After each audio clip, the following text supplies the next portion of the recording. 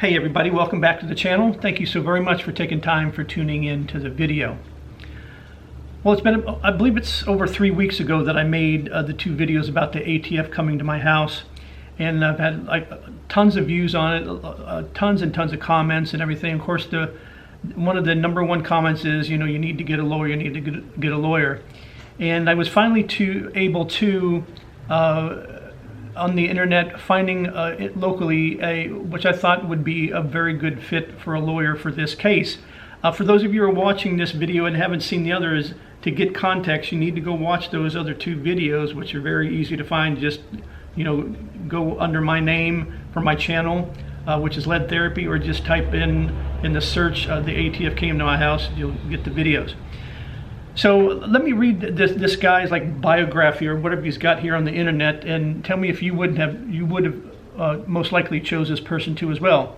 It says, protecting your Second Amendment rights is our top priority. We stand ready to assist you in all your legal firearm related needs.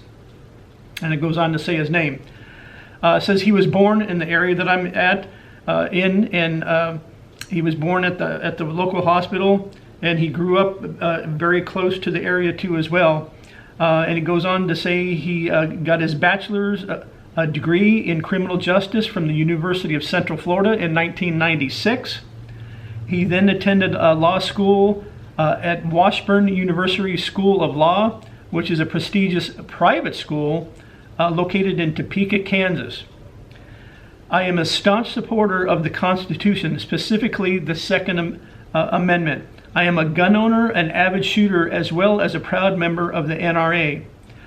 I am very active in local gun community, having donated time and effort to numerous local gun groups and charities. Sounds great, fantastic.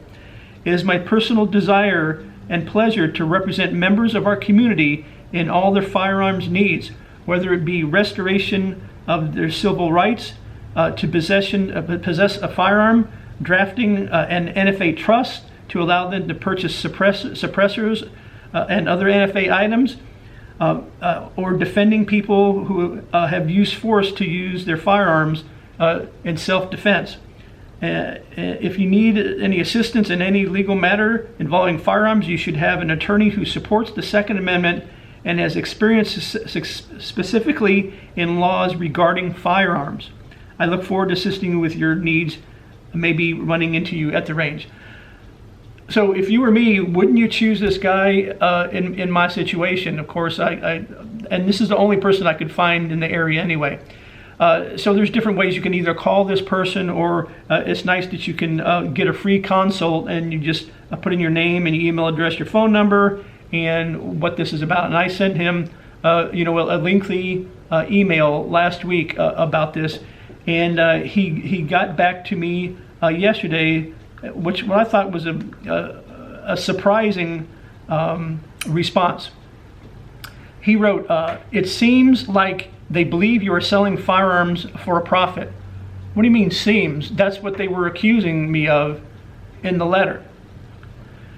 He goes on to say, it's a loosey-goosey law up for interpretation. However, they are correct. If you sell the firearm to an FFL, through an FFL, they won't generally have a problem with it, because their belief is you won't make a profit off of it. But if you are on their radar and they gave you a letter, they will keep an eye on you, which I've got a lot of people telling me that too as well. They don't go around to shows and stuff looking for private sellers, but when you pop up on the radar like I did, because of the gun being used in a crime, which I was told that a felon had it, but it wasn't used in a crime, they will give you the letter.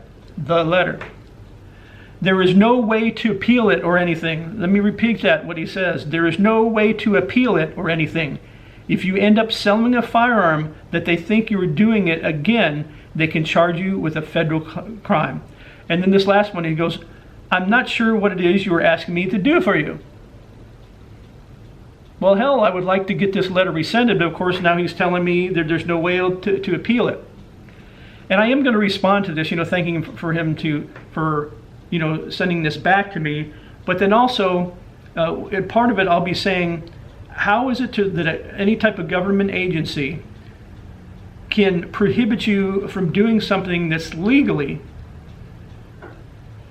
with what the ATF agent was calling a warning, which is a cease and desist letter, but not charge you with a crime? And in the wording says, it appears you are doing this, not that you are, because if they had the evidence that I was, they would have waited for me that day that they made it to the house the first time. Or when they showed up here, they would have just hooked me up in handcuffs and took me away. So, and like I said in the previous video, and to a lot of rude pieces of crap, they're saying, oh, you're guilty, or you look guilty, or this, that, or the other, you did this, you did that.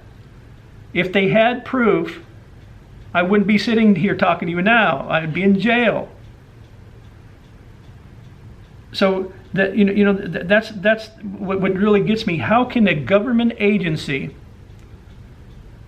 just on a whim, what appears to them what is happening, not actually any evidence, nobody came out and said that Troy is doing this, this, and this, you need to go get him, because none of that's true. I haven't done anything to what they're saying.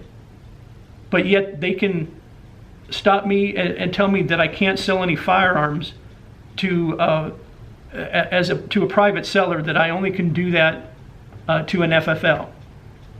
So that's where I'm at. Do I look for another lawyer? Like I said, what would you guys do? So let me know in the comments. Thanks for watching, and we'll see you next time.